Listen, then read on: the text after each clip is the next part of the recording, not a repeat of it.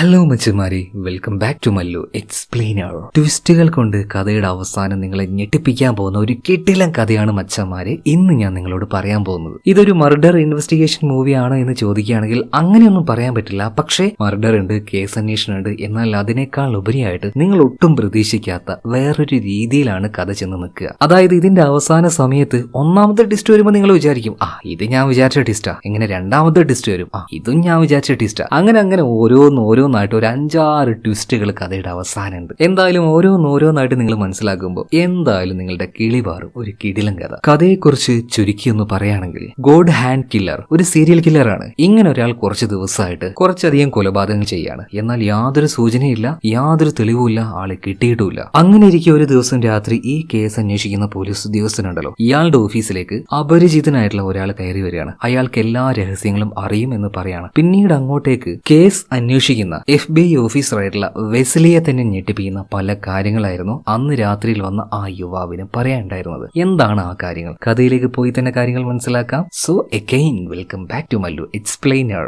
സിനിമയുടെ ആരംഭത്തിൽ ഒരുപാടധികം ന്യൂസ് പേപ്പർ കട്ടിങ്ങുകൾ കാണിക്കുകയാണ്. അതിലെല്ലാത്തിലും പറയുന്നത് ഒരു കില്ലറെ കുറിച്ചാണ്. വ്യത്യസ്തനായ ഒരു കില്ലർ. അയാളെ തന്നെ വിശേഷിപ്പിക്കുന്നത് ഗോഡ് ഹാൻഡ് കില്ലർ എന്നാണ്. അതായത് അയാൾ അവകാശപ്പെടുന്നത് അയാൾ ഈ കൊലപാതകം മുഴുവൻ ചെയ്യുന്നത് ദൈവത്തിന് വേണ്ടി എന്നാണ്. ഈ ഇടയായിട്ട് ഏകദേശം 6ഓളം ആൾക്കാരെ ആ ഒരു കില്ലർ കൊന്നു കളഞ്ഞിട്ടുണ്ട്. എന്നാൽ ഒരാളുടെ ബോഡി പോലും നിലവിൽ കിട്ടിയിട്ടില്ല. അതുപോലെ തന്നെ ആരാണ് ഈ കൊലയാളി എന്ന് മനസ്സിലാക്കാനും പറ്റിയില്ല. സോ ഇതിനുശേഷം ഈ ഒരു കേസ് ഹാൻഡിൽ ചെയ്യുന്ന FBI ഏജന്റ് ആയിട്ടുള്ള വെസ്ലിയെ കാണിക്കുകയാണ്. അദ്ദേഹത്തിന് രാത്രി തന്നെ ഒരു കോള് വന്നു. അതായത് ഓഫീസിലേക്ക് സാറ് അത്യാവശ്യമായിട്ടൊന്ന് വരണം. അതനുസരിച്ച് ആ രാത്രി തന്നെ വെസ്ലി നേരെ ഓഫീസിലേക്ക് വരികയാണ്. ഓഫീസിലേക്ക് വന്ന സമയത്ത് പുറത്തായിട്ട് ഒരു ആംബുലൻസ് കിടക്കുന്നുണ്ട്. അതുപോലെ തന്നെ ഓഫീസിൽ ഒരേ ഒരാൾ മാത്രമേ ഉണ്ടായിരുന്നുള്ളൂ, ഒരു പയ്യനാണ്. അവൻ്റെ അടുത്തേക്ക് പോയിട്ട് വെസ്ലി കാര്യങ്ങളൊക്കെ ചോദിക്കുമ്പോൾ, സാറേ മറ്റേ ഒരു ഗോഡ് ഹാൻഡ് കില്ലർ ഉണ്ടല്ലോ, അയാളെക്കുറിച്ചും അയാളുടെ കൊലപാതകങ്ങളെ കുറിച്ചും എന്തൊക്കെയോ അറിയാന്ന് പറഞ്ഞിട്ട് ഒരാൾ ഉള്ളിൽ വന്നിരിക്കുന്നുണ്ട്. സാറ് പോയിട്ടൊന്ന് സംസാരിച്ച് നോക്കുന്നവരാണ്. ഇതിനുശേഷം ഉള്ളിലിരിക്കുന്ന ആ ആളെ കാണിക്കുകയാണ്. ഇയാൾ ഉള്ളിലേക്ക് വരുന്ന സമയത്ത് ഇയാളുടെ പേര് അവിടെ പറഞ്ഞിട്ടാണ് വന്നത്, അലൻ എന്നാണ്. എന്തായാലും അവിടെ ഉണ്ടായിരുന്ന ടേബിളിൽ ഒരു ഫോട്ടോ എടുത്തിട്ട് ആ ഫോട്ടോയിലേക്ക് അലൻ അങ്ങനെ നോക്കി നിൽക്കുകയാണ്. FBI ഏജന്റ് ആയിട്ടുള്ള വെസ്ലിയുടെ ടേബിൾ ആയിരുന്നു അത്. അദ്ദേഹത്തിന്റെ അമ്മയുടെ ഫോട്ടോ ആയിരുന്നു അത്. അപ്പൊ അത് കയ്യിൽ വെച്ചിരിക്കുന്ന സമയത്ത് വെസ്ലി അങ്ങോട്ടേക്ക് വന്നിട്ട് പറയാണ്, ഒരാളുടെ പെർമിഷൻ ഇല്ലാതെ അയാളുടെ വസ്തു എടുക്കാൻ പാടുണ്ടോ? സോറി സാറേ, ഞാൻ കുറെ നേരം ഇവിടെ വെയിറ്റ് ചെയ്യുന്നു, അതുകൊണ്ട് ചുമ്മാ ഒന്ന് നോക്കിയതാണ്. ഇത് സാറിന്റെ അമ്മയാണല്ലേ, അതൊക്കെ അവിടെ നിൽക്കട്ടെ, നീ ഇപ്പൊ എന്തിനാ വന്നേന്ന് വെസ്ലി ചോദിക്കുകയാണ്. ഇപ്പോ ഈ ഒരു അലൻ പറയുന്നുണ്ട്, സാറേ ഞാൻ ഡയറക്റ്റ് ആയിട്ട് കാര്യങ്ങൾ പറയാം. ഈ ഗോഡ് ഹാൻഡ് കില്ലർ ഉണ്ടല്ലോ, അത് ആരാണെന്ന് എനിക്ക് നന്നായിട്ട് അറിയാം. എന്നാൽ വെസ്ലി പറയുന്നത്,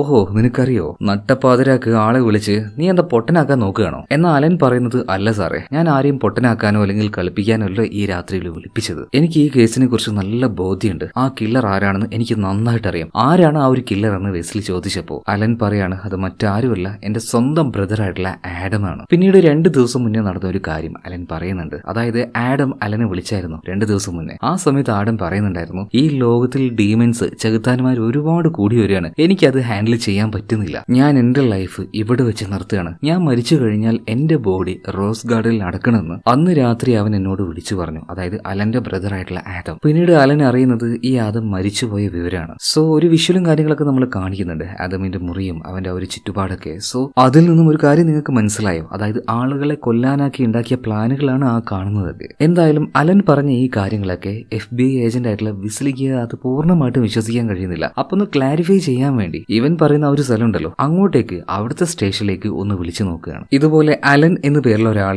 ഇങ്ങോട്ടേക്ക് വന്നിട്ടുണ്ട്. അതുപോലെ തന്നെ അവന്റെ ബ്രദർ മരിച്ചു എന്നൊക്കെയാ പറയുന്നത്. ഈ സമയത്ത് അവിടെ കോൾ അറ്റൻഡ് ചെയ്ത ആ ഒരു ലേഡി ഉണ്ടല്ലോ, അവര് പറയുന്നത്, സാറേ അവൻ അങ്ങോട്ടേക്ക് എത്തിയോ? അവന്റെ ബ്രദറിന്റെ ബോഡിയുമായിട്ട് ഇവിടുന്ന് പോയതാണ്, ഒരു ആംബുലൻസുമായിട്ടാണ് പോയത്. എന്നാൽ FBI ഏജന്റ് ആയിട്ടുള്ള വെസ്ലി പറയുന്നത്, ആംബുലൻസ് ഇവിടെയുണ്ട്, പക്ഷെ അതിൽ അവന്റെ ബ്രദറിന്റെ ബോഡി ഇല്ല. എന്നാൽ അതിനെക്കുറിച്ച് കൂടുതലായിട്ട് ആ സ്റ്റേഷനിലെ ലേഡിക്ക് അറിയില്ലായിരുന്നു. അത് നേരിട്ട് ചോദിക്കാനായിട്ട് അലന്റെ അടുത്തേക്ക് വീണ്ടും വെസ്ലി വരികയാണ്. അല്ലടാ, നിങ്ങളുടെ നാട്ടിൽ നിന്ന് നീ ഇങ്ങോട്ടേക്ക് വരുമ്പോൾ നിന്റെ ബ്രദർ ആദത്തിന്റെ ബോഡി ആംബുലൻസിൽ ഉണ്ടായിരുന്നല്ലോ, ഇപ്പൊ ആ ഒരു ബോഡി എവിടെ പോയി? മാത്രമല്ല നീ നിന്റെ ബ്രദർ ആദമിന് ഒരു വാക്ക് കൊടുത്തായിരുന്നല്ലോ, അവന്റെ ബോഡി റോസ് ഗാർഡനിൽ അടക്കം ചെയ്യാന്ന്. അതിനെക്കുറിച്ച് എന്താ ഒന്നും പറയാത്തത്? അതിനെക്കുറിച്ച് പറയുന്നു പറയാണ്. എന്നാൽ അതിന് മറുപടി കൊടുക്കാതെ അലൻ പറയുന്നത്, സാറേ സാറിന്റെ അമ്മയുടെ ഈ കണ്ണുകളുണ്ടല്ലോ, ശരിക്കും സാറിന്റെ കണ്ണു പോലെ തന്നെയുണ്ട്, ഒരേപോലെ തന്നെ. എന്നാൽ ചോദ്യത്തിന് മറുപടി പറയാതെ വേറെ കാര്യങ്ങൾ സംസാരിക്കുന്നതുകൊണ്ട് തന്നെ എന്തോ വെസ്ലിക്ക് നന്നായിട്ട് ദേഷ്യം പറയണം. അതുകൊണ്ട് മര്യാദക്ക് എന്താണെന്ന് വ്യക്തമായിട്ട് പറ, ആരാണ് നീ, നിങ്ങളുടെ ലൈഫിൽ എന്താണ് സംഭവിച്ചത്? ഈ നേരം തൊട്ടാണ് കഥ ശരിക്കും ആരംഭിക്കുന്നത്. അതായത് അലൻ അവൻ ആരാണെന്നും അവന്റെ ബ്രദർ ആരാണെന്നും അവരുടെ ചെറുപ്പകാലം മുതൽ സംഭവിച്ച കാര്യങ്ങൾ ഓരോന്നായിട്ട് പറയാൻ തുടങ്ങുകയാണ് അലൻ. അതുപോലെ തന്നെ ആദം. രണ്ടുപേരും സഹോദരങ്ങളാണ്. അലനാണ് മൂത്തത്,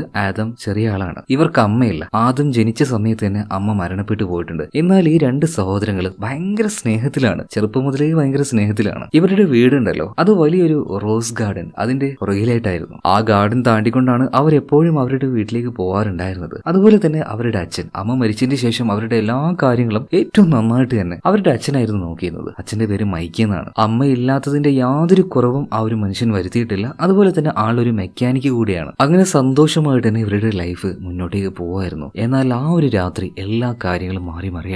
ഞാനും എന്റെ ബ്രദറും രണ്ടുപേരും സുഖമായിട്ട് കിടന്നുറങ്ങുമായിരുന്നു. ആ രാത്രിയിൽ അച്ഛൻ പെട്ടെന്ന് റൂമിലേക്ക് കയറി വന്നു. എന്നിട്ട് അച്ഛൻ ഞങ്ങളോട് വിചിത്രമായിട്ടുള്ള ഒരു കാര്യം പറഞ്ഞു. അതായത് ഞങ്ങളുടെ അച്ഛൻ മൈക്ക് കിടന്നുറങ്ങുന്ന സമയത്ത് പെട്ടെന്ന് അദ്ദേഹത്തിന്റെ മുന്നിലേക്ക് ഒരു ഏഞ്ചല് വന്നു. ഏഞ്ചല് വന്നിട്ട് പറയാണ്, ഒരു വലിയ ജോലി ഞാൻ നിങ്ങളെ ഏൽപ്പിക്കാൻ പോവാണ്. ഈ ലോകത്തിൽ ഡീമൻസ്, ചെകുത്താന്മാർ ഒരുപാട് കൂടി വരികയാണ്. അവറ്റകളെ ഇല്ലാതാക്കാനുള്ള ചുമതല മൈക്കിന് ആ ഏഞ്ചല് കൊടുത്തു എന്നാണ് അവന്റെ അച്ഛൻ പറഞ്ഞത്. അതിനായിട്ട് തന്നെ ഒരു 3ഓളം വെപ്പൺ അവർക്ക് നൽകും. പിന്നീട് ആ ഒരു ചെകുത്താന്മാരെ മനസ്സിലാക്കാനുള്ള ശക്തിയും ഈ ഒരു മൈക്കിന് കൊടുക്കുക എന്നാണ് ആ ഒരു ഏഞ്ചല് പറഞ്ഞത്. ഈ കാര്യം മൈക്ക് മകളോട് പറയുന്ന സമയത്ത് ആദ്യം ഭയങ്കര അത്ഭുതത്തോട് കൂടിയിട്ടാണ് ആ ഒരു കാര്യം കേട്ടിരിക്കുന്നത്. എന്നാൽ അലൻ അവൻ അച്ഛന്റെ സംസാരത്തിലൊക്കെ ഭയങ്കരമായിട്ട് പേടിച്ചു പോയിട്ടുണ്ടായിരുന്നു. ഇതെന്താ ഈ രാത്രി വന്നിട്ട് അച്ഛൻ ഇങ്ങനെ സംസാരിക്കുന്നത് എന്നാണ് അവൻ വിചാരിച്ചത്. എന്നാൽ ഇളയ ചെക്കനായിട്ടുള്ള ആദം ഭയങ്കര എക്സൈറ്റഡ് ആണ്. അപ്പൊ ഏഞ്ചല് പറഞ്ഞതുപോലെ ഞങ്ങൾക്ക് എല്ലാവർക്കും സൂപ്പർ പവർ കിട്ടുമല്ലേ. ആദം ചെറിയ കുട്ടിയല്ലേ, കാര്യങ്ങളൊന്നും മനസ്സിലാക്കാനുള്ള ആ ഒരു പ്രായമായിട്ടില്ല. എന്നാൽ അലൻ അച്ഛൻ പറയുന്ന ഈ കാര്യങ്ങളെല്ലാം കേട്ട് ഞെട്ടിത്തരിച്ച് അങ്ങനെ നിൽക്കുന്ന സമയത്ത് അലനെ നോക്കിയിട്ട് മൈക്ക് പറയണേ, മോൻ പേടിക്കണ്ട, കാര്യങ്ങളെല്ലാം ഒറ്റയടിക്ക് മനസ്സിലാക്കാൻ കുറച്ച് ബുദ്ധിമുട്ടുണ്ടാവും, എല്ലാം പതിയെ പതിയെ മോനിക്ക് മനസ്സിലായിക്കോളെന്ന് പറയാണ്. എന്തായാലും ആ ഒരു രാത്രിയിൽ ഭയങ്കര ഭയത്തോട് കൂടിയിട്ടാണ് അലൻ കിടന്നുറങ്ങിയത്. അങ്ങനെ പിറ്റേ ദിവസം രാവിലെയായി, നോർമൽ ആയിട്ടുള്ള ഒരു ദിവസം കേട്ടോ. അച്ഛൻ വന്നു, രണ്ടുപേരെ എഴുന്നേൽപ്പിക്കുകയാണ് സ്കൂളിലേക്ക് കൊണ്ടുവിടാനായിട്ട്. എല്ലാം റെഡിയാക്കി പിന്നെ സ്കൂളിലേക്ക് പോകുന്ന സമയത്ത് ആദം അച്ഛന് ചോക്ലേറ്റ് ഒക്കെ കൊടുത്തിട്ട് അവൻ ഭയങ്കര ജോലിയാണ്. എന്നാൽ അലനാണെങ്കിൽ ഒന്നും മനസ്സിലാവുന്നില്ല. ഇനിയിപ്പോ ഇന്നലെ രാത്രി കണ്ടത് യാഥാർത്ഥ്യമാണോ സ്വപ്നമാണോ? മിക്കവാറും സ്വപ്നമായിരിക്കും. വെറുതെ കുറെ പേടിച്ചു പോയി. അങ്ങനെ സ്കൂളിന്റെ അവിടെ എത്തിയിട്ട് നമ്മുടെ അലനും ആദത്തിനെ പോലെ തന്നെ ഒന്ന് ഹാപ്പി ആയിട്ട് രണ്ടുപേരും കൂടെ സ്കൂളിലേക്ക് പോകാൻ നിൽക്കുമ്പോൾ പിന്നിൽ നിന്നും അവരുടെ അച്ഛൻ മൈക്ക് വിളിക്കുകയാണ്. മക്കളെ, ഞാൻ പറഞ്ഞത് ഓർമ്മയില്ലേ? ഇന്നലെ രാത്രി പറഞ്ഞ കാര്യങ്ങൾ നിങ്ങൾ ആരോടും പറയാൻ പാടില്ല. ശരി അച്ഛാ. കേട്ടപാടിനെ ആദം അങ്ങനെ ഒരു മറുപടിയും കൊടുത്ത് നേരെ സ്കൂളിലേക്ക് പോവാണ്. എന്നാൽ ഈ കാര്യം കേട്ടപാട് അലൻ അവിടെ സ്റ്റെക്കായി നിന്നു പോവാണ്. അതായത് ഇന്നലെ രാത്രി ഉണ്ടായത് അത് സ്വപ്നമല്ല, അത് യാഥാർത്ഥ്യം തന്നെയാണെന്ന് അലന് മനസ്സിലായി കേട്ടോ. ഭയങ്കരമായിട്ട് അന്നത്തെ ആ ഒരു ദിവസം ഭയങ്കര കൺഫ്യൂസിംഗ് ആയിരുന്നു. അച്ഛൻ എന്താ ഇങ്ങനെ പറഞ്ഞത്? ശരിക്കും അച്ഛൻ ഇങ്ങനെയൊക്കെ ചെയ്യാൻ വേണ്ടി പോവാണ്? അങ്ങനെയൊന്നുമില്ല. ചിലപ്പോൾ അച്ഛൻ്റെ ഒരു തോന്നലായിരിക്കും, ചുമ്മാ പറഞ്ഞതായിരിക്കും. എന്തായാലും ഇത് യാഥാർത്ഥ്യമായിട്ട് നടക്കാനൊന്നും പോകുന്നില്ല. അപ്പൊ ആ ഒരു ആശ്വാസത്തിലാണ് അലനിപ്പോൾ ഉള്ളത്. എന്നാൽ ഇവിടെ സീൻ കേട്ട ഈ അടുത്ത സീനിൽ വീണ്ടും ഈ മൈക്കിനെ കാണിക്കുകയാണ്. ഇയാൾ ഡ്രൈവ് ചെയ്ത് പോകുന്ന സമയത്ത് ആ മാലാക പറഞ്ഞതുപോലെ തന്നെ ഇവർക്ക് ആവശ്യമായിട്ടുള്ള വെപ്പൺ ഇവരെ തേടി വരും എന്ന് പറഞ്ഞതുപോലെ ഇയാൾക്കൊരു വീട് കണ്ടു. എന്തൊരു തോന്നല്, ആ വീട്ടിലേക്കൊന്ന് പോയി നോക്കണമെന്ന്. ഉള്ളിലേക്ക് പോയി നോക്കുമ്പോൾ അവിടെ ആരുമില്ല. പകരം ഒരു മരത്തിൽ കുത്തിവെച്ച് ഒരു കോടാലി ഇയാൾ കാണുകയാണ്. അതിന്റെ അടുത്ത് തന്നെ 2 ഗ്ലൗസ് ഉണ്ടായിരുന്നു. ഇതെടുത്ത് നേരെ വീട്ടിലേക്ക് വരുന്നുണ്ട്. വൈകുന്നേരം ആയപ്പോൾ 2 മക്കളും വന്നു. ആദത്തിന് ഈ കാര്യങ്ങളെല്ലാം കാണിച്ചു കൊടുക്കുമ്പോൾ അവൻ അതെല്ലാം എടുത്ത് നോക്കുകയാണ്. അതുപോലെ തന്നെ മൈക്ക് പറയുന്നുണ്ട് ഈ കോടാലി അതെന്തിനാണെന്ന് മനസ്സിലായി, പക്ഷേ ഈ ഗ്ലൗസ് അതെന്തിനാണെന്ന് മനസ്സിലാവുന്നില്ല. അച്ഛന്റെയും അവന്റെ അനിയന്റെയും ഈ കാട്ടിക്കൂട്ടലെല്ലാം കാണുന്ന സമയത്ത് അലൻ ആകെ പേടിച്ചിരിക്കുകയാണ്. ഇതെന്താ ഈ അച്ഛന് പറ്റിയത്? മാനസികമായിട്ട് വല്ല പ്രശ്നവും വന്നതാണോ? അങ്ങനെ വല്ലാത്തൊരു അവസ്ഥയിലൂടെയാണ് ഇപ്പൊ അലൻ കടന്നുപോയിക്കൊണ്ടിരിക്കുന്നത്. എന്തൊരു സന്തോഷമായിരുന്നു അവരുടെ ലൈഫ്, എല്ലാം മാറി മറിഞ്ഞിരിക്കുകയാണ്. അങ്ങനെ ഇരിക്കെ ഒരു ദിവസം പെട്ടെന്ന് തന്നെ മൈക്ക് 2 മക്കളുടെ അടുത്തേക്ക് വന്നിട്ട് പറയാണ്, മക്കളെ, വീണ്ടും ഏഞ്ചൽ എന്റെ അടുത്തേക്ക് വന്നു. മറ്റൊരു ആയുധം കൂടെ ഞങ്ങൾക്ക് തന്നിരിക്കുകയാണ്. അതിന്റെ കൂടെ തന്നെ നമ്മൾ കൊല്ലേണ്ട ആൾക്കാരുടെ ലിസ്റ്റും. ഇത് പറഞ്ഞ് ഒരു ഇരുമ്പിന്റെ റോഡ് ആ ടേബിളിൽ വെക്കാണ്. ഇത് കണ്ട് ഞെട്ടിയിരിക്കുന്ന അലനെ നോക്കിയിട്ട് മൈക്ക് പറയാണ്, മോനെ, നിനക്ക് ഇപ്പോഴും വിശ്വാസം വന്നിട്ടില്ല എന്ന് എനിക്ക് നന്നായിട്ട് മനസ്സിലായി. ഏഞ്ചലും എന്നോട് ആ ഒരു കാര്യം പറഞ്ഞു, നിനക്ക് ഇപ്പോഴൊന്നും ആ കാര്യത്തിൽ വിശ്വാസം വരില്ല എന്ന്. പിന്നീട് മൈക്ക് ശരിക്കും സംഭവിച്ച കാര്യങ്ങൾ പറയുന്നുണ്ട്. ഇയാളൊരു മെക്കാനിക് ആണല്ലോ. മെക്കാനിക്കൽ വർക്ക് എടുത്തുകൊണ്ടിരിക്കുന്ന സമയത്ത് കാറിന്റെ അടിഭാഗം ഉണ്ടല്ലോ പെട്ടെന്ന് മറ്റൊരു രീതിയിൽ മാറി. അയാളുടെ അടുത്തേക്ക് ഒരു ഏഞ്ചൽ വന്നു. 7 ആൾക്കാരുടെ പേര് പറഞ്ഞ് അവരെ ഇല്ലാതാക്കാൻ വേണ്ടി ആ ഏഞ്ചൽ എന്നോട് പറഞ്ഞു. പിന്നീട് ആ പേരുകൾ ഒരു പേപ്പറിലേക്ക് എഴുതിയെടുക്കുകയാണ്. ഇത് കണ്ട സമയത്ത് നമ്മുടെ അലൻ പറയാണ്, അച്ഛൻ എന്തൊക്കെയാ ചെയ്യുന്നത്? ഇതൊക്കെ സാധാരണ മനുഷ്യരല്ലേ, ഇത് ചെകുത്താന്മാരൊന്നുമല്ല. നിങ്ങൾ എന്ത് ഈ ചെയ്യാൻ പോകുന്നത്? ഒരു കൊല ചെയ്യാനാണോ ഈ പോകുന്നത്? എന്നാൽ മൈക്ക് പറയുന്നത്, മോനെ, നമ്മൾ ഈ ചെയ്യാൻ പോകുന്നത് ഒരു കൊലയല്ല, കൊലപാതകമല്ല, ദൈവത്തിന് വേണ്ടി ചെയ്യാൻ പോകുന്ന ഒരു പുണ്യകർമ്മമാണ്. നീ ഒന്ന് ആലോചിച്ച് നോക്കിയേ. ഏഞ്ചല് പറയുന്നത് പോലെ ഈ കാര്യങ്ങളെല്ലാം ചെയ്തു കഴിഞ്ഞാൽ എനിക്കും നിങ്ങൾക്കും നിങ്ങളുടെ അമ്മയുടെ കൂടെ സ്വർഗത്തിൽ സുഖമായിട്ട് കഴിഞ്ഞൂടെ? നമുക്കത് ചെയ്യേണ്ട മോനെ. ഇതെല്ലാം കേൾക്കുമ്പോൾ നമ്മുടെ അലൻ എന്തായിരിക്കും അവന്റെ അവസ്ഥ? സ്വന്തം അച്ഛൻ ഒരാളെ കൊല്ലാൻ വേണ്ടിയായി പറയുന്നേ, ഒരാളെയല്ല 7 പേരെ. ഇതേ നേരം തന്നെ അവിടെ ഉണ്ടായിരുന്ന ആദം അവന്റെ റൂമിലേക്ക് പോയിട്ട് ഒരു പേപ്പറിന്റെ കഷ്ണം എടുത്തിട്ട് വരികയാണ്. അതായത് ആദം പറയുന്നത്, അച്ഛന് കിട്ടിയതുപോലെ തന്നെ എനിക്കൊരു ലിസ്റ്റ് ഉണ്ട്, ഇതൊക്കെ ഡീമൺസ് ആണ്, നമുക്ക് ഇവരെയും കൊല്ലണം എന്ന് പറയാണ്. സത്യം പറഞ്ഞാൽ ആദത്തിന്റെ സ്കൂളിൽ അവനെ ചുമ്മാ ഈ എന്താ പറയാ കളിയാക്കുന്ന, ഉപദ്രവിക്കുന്ന അങ്ങനത്തെ കുറച്ച് പയ്യന്മാരുണ്ടാവുമല്ലോ, അവരുടെ പേരെഴുതിയ ഒരു ലിസ്റ്റാണത്. എന്നാൽ ആ ലിസ്റ്റ് നോക്കിയിട്ട് മൈക്ക് ആദത്തിനോട് പറയണം, മോനെ, ദൈവമായിട്ട് പറയുന്ന കാര്യങ്ങളല്ലാതെ നമ്മളൊന്നും ചെയ്യാൻ പാടില്ല. ഇത് നിനക്ക് ഇഷ്ടമുള്ള ആൾക്കാരുടെ പേരല്ലേ എഴുതിയിരിക്കുന്നത്. ഇങ്ങനെയൊക്കെ ആൾക്കാരെ കൊല്ലുകയാണെങ്കിൽ അത് മഹാപാപാണ്, അത് വലിയ കൊലപാതകമാണ്. നമ്മൾ ഒരിക്കലും ആ പാപം ചെയ്യാൻ പാടില്ല.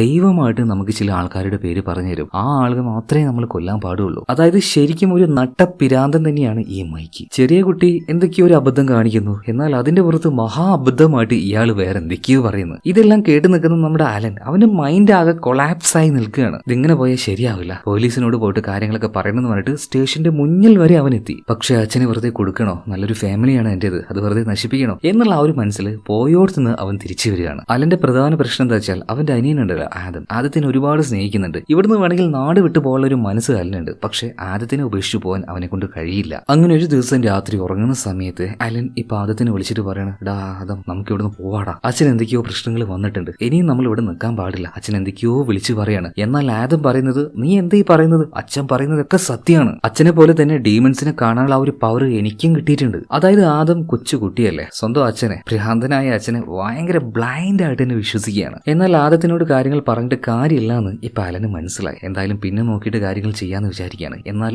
ആ രാത്രിയിൽ തന്നെ 2 പിള്ളേരെയും മൈക്ക് വിളിച്ചു കൊണ്ടുപോവാണ്. കാരണം ആദ്യത്തെ ഇര, അതായത് ഈ മൈക്കിന്റെ ഭാഷയിൽ പറയുകയാണെങ്കിൽ ഏഞ്ചൽ പറഞ്ഞ ആദ്യത്തെ ഡീമൺ ഒരു ലേഡിയാണ്. ആ ലേഡിയെ അവരുടെ വീട്ടിൽ പോയിട്ട് തട്ടിക്കൊണ്ടു വന്നിരിക്കുകയാണ് ഇപ്പൊ മൈക്ക്. അങ്ങനെ ആ സ്ത്രീ അവിടുന്ന് കൊണ്ടുവരുന്ന സമയത്ത് ദൈവം കൊടുത്തതാണെന്ന് പറയുന്ന ആ ഒരു ഗ്ലൗസ് ഇയാൾ ധരിച്ചിട്ടുണ്ടായിരുന്നു. അവരെ കെട്ടിയിട്ട് വീടിന്റെ ഒരു ഭാഗത്ത് വെച്ച് 2 മക്കളെയും വിളിച്ചുകൊണ്ടെന്ന് കാണിച്ചു കൊടുക്കുകയാണ്. ഇതാണ് ഏഞ്ചൽ പറഞ്ഞ ആദ്യത്തെ ആള്. ഇതിനുശേഷം ആ ഒരു ഗ്ലൗസ് ഊരിയിട്ട് മൈക്ക് ആ സ്ത്രീയുടെ ദേഹത്ത് തൊടുകയാണ്. അങ്ങനെ തൊടുന്ന സമയത്ത് എന്തോ ഒരു വിറയല് ഇയാളുടെ ശരീരത്തിൽ വരികയാണ്. അതായത് മറ്റെന്തോ ഒരു കാര്യം ഇയാൾ അങ്ങനെ കാണുന്നുണ്ട് കേട്ടോ. എന്തൊരു ഭ്രാന്തനാണിത്. അതായത് ഇയാൾ സ്വയം വിചാരിക്കുകയാണ്, ഞാനൊരു ദൈവദൂതനാണ്, ദൈവം പറഞ്ഞ പല കാര്യങ്ങളും ചെയ്യാൻ നിയോഗിക്കപ്പെട്ട ആളാണ്. ഇതിനുശേഷം വളരെ ദേഷ്യത്തിൽ ആ ഒരു കോടാലി എടുത്ത് ഈ സ്ത്രീയെ വെട്ടി കൊന്നുകളയാണ്. എന്നിട്ട് ആ ശരീരത്തിന്റെ കഷ്ണങ്ങൾ ഇവരുടെ വീടിന്റെ പിന്നിലുണ്ടായിരുന്ന ആ ഒരു റോസ് ഗാർഡൻ ഉണ്ടല്ലോ, അവിടെ കൊണ്ടുപോയി ഒരു കുഴിയെടുത്ത് അവിടെ വെച്ച് മൂടുകയാണ്. എന്നാൽ പ്ലാസ്റ്റിക് കവറോട് കൂടിയിട്ട് ആ ഇറച്ചി കഷ്ണങ്ങളൊക്കെ കുഴിയിലേക്ക് ഇടാൻ നിൽക്കുന്ന സമയത്ത് ആദത്തിനോട് നമ്മുടെ മൈക്ക് ഒരു കാര്യം പറയുന്നുണ്ട്. മോനെ, ഇതൊരു ഡീമന്റെ ശരീരമാണെങ്കിലും ആ